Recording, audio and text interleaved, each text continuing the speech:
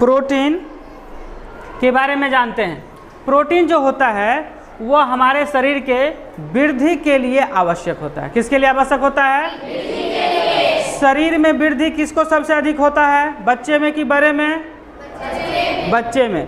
तो अर्थात प्रोटीन की आवश्यकता बच्चों को वयस्क से ज़्यादा होता है। सभी को आवश्यकता है, लेकिन बच्चे को शरीर का विकास वृद्धि ज़्यादा करता है, तो बच्चों के लिए प्रोटीन की अधिक आवश्यकता होती है, बच्चों के लिए।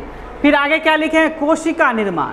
प्रोटीन जो है हमारे शरीर के कोशिका निर्माण में अहम भूमिका निभाता है। किस निर्माण में? कोशिका के निर्माण में। तो कोशिका का निर्माण सबसे अधिक किसको ज़रूरत है? तो जो बूढ़े लोग होते हैं उनका कोशिका मरने लगता है।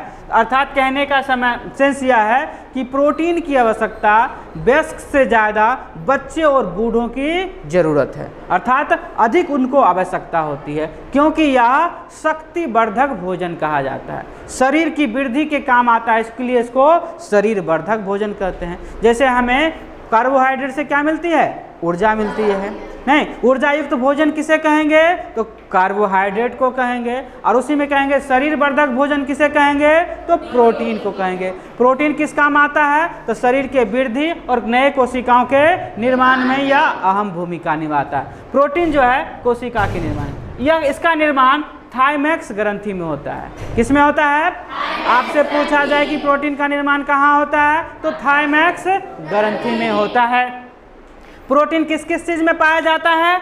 तो मशरूम में, सोयाबीन में, दाल में, घी, मक्खन, चना, मूंग, मटर, मांस, मछली, पनीर, दूध, अंडे, राजमा। दलहन जितना है उस समय प्रोटीन होगा। उसके अलावा आपको याद रखना है कि राजमा, दूध, अंडा, दूध में तो ऐसे लगभग सब विटामिन, प्रोटीन्स वगैरह पाए जाते हैं, सारा चीज़ रहता है। तो ये सब जो है प्रोटीन के मुख्य स्रोत हैं, प्रोटीन के मुख्य स्रोत हैं। देखिए मछली ऐसा है जिसमें आपको प्रोटीन भी मिल जाएगा, वसा भी मिल जाएगा, ठीक है, यहाँ तक कि विटामिन ए भी मिल जाएगा। कलेजी उसका खाते हैं तो विटामिन ए भी मिलेगा। चोइटा वगैरह हटा के उसके ऊपर का लेयर खाते हैं तो उसमें फैट भी रहता है, प्रोटीन तो रहता ही है, प्रोटीन में आया ना। तो मछली में भी विटामिन के भी रहते हैं, प्रोटीन्स भी रहते हैं, वसा भी रहते हैं। तो ये सब जो है प्रोटीन का मुख्य स्रोत है। प्रोटीन का मशरूम, सोयाबीन, राजमा, दाल, घी, मक्खन, चना, मूंग, मटर, मांस, मछली, पनीर, अंडे, दूध और कोई दिक्कत? यह शरीर वर्धक भोजन कहलाता है। जो शरीर वर्धक होगा वह हमारी रक्षा भी करेगा, शक्ति भी देगा, यह हमारी रक्षा भी करता है, इसलिए इसको रक्षक के रूप में भी जाना जाता है। ये हमारे शरीर के आँख, अस्थियाँ, दांत और मसूड़ों को मजबूती देता है, उसको स्वस्थ बनाता है। अर्थात प्रोटीन खाते हैं तो हमारा शरीर स्वस्थ रहता है, और जब ये स्वस्थ रहेगा तो क्या होगा? हम अपनी रक्षा कर पाएंगे। या रक्षावर्धक कहे या हमारे शरीर को क्या कहे? शरीर वर्धक कहे, या वृद्धि करने वाला कहे, या कोशिकाओं के निर्माण कहे। इस सब में प्रोटीन की अहम भूमिका होती है और यह हमारे शरीर को रक्षा करने के लायक बनाता है, एबल बनाता है। इसलिए इसे रक्षावर्धक या रक्षा के काम में आता है। अब मुख्य रूप से हमारे आँखों, अस्थियों और दांत और मसूड़ों के लिए यह स्वस्थ रखने का काम करता है।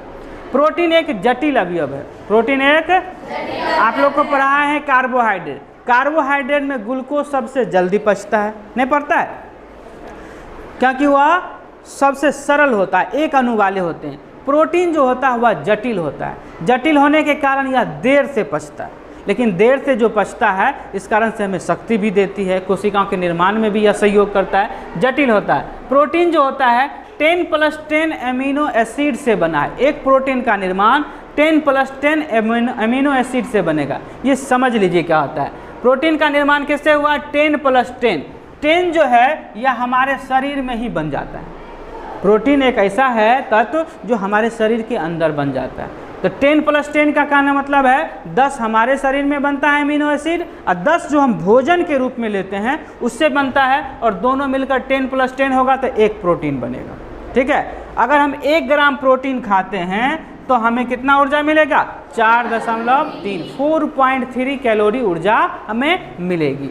प्रोटीन जो है एंजाइम और हार्मोन्स होते हैं। तो आपको क्वेश्चन ऑब्जेक्टिव आते हैं, लिखेगा निम्न में से कौन एंजाइम है और उसमें एक ऑप्शन दिया रहेगा प्रोटीन, तो प्रोटीन को आपको टिक करना, ये एंजाइम है। या निम्न में से कौन हार्मोन है, एक ऑप्शन दिया रहेगा प्रोटीन, तो प्रोटीन को टिक। तो प्रोटीन एंजाइम और हार्मोन्स होते हैं। उपापचय का मतलब होता है मेटाबॉलिज्म।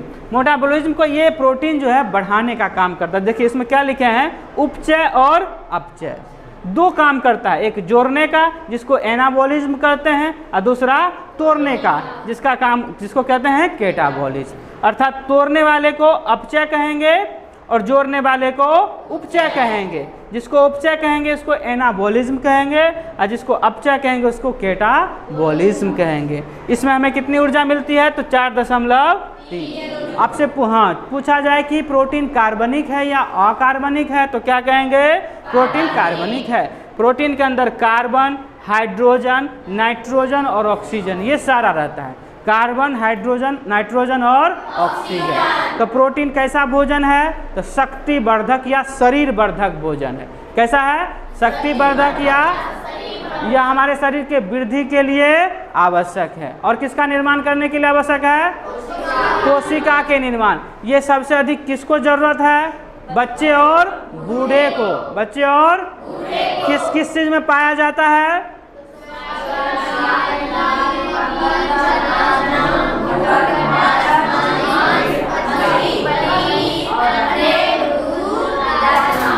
यह हमें स्वस्थ रहने में भी मदद करता है। मुख्य रूप से यह किसकी स्वस्थ रहने में सहायता करता है, तो आँख, अस्थियां, दांत और मसूड़े, ये सबको स्वस्थ रखने में हमारी ज़्यादा। यह सरल भोजन है या जटिल भोजन है, देर से पचता है कि जल्दी पचता है, देर से पचता है। इसमें कितने एमिनो एसिड से बना है, तो 10+10 हमारे शरीर के अंदर बनता है और 10 हम कहाँ से लेते हैं, जो भोजन के रूप में प्राप्त करते हैं।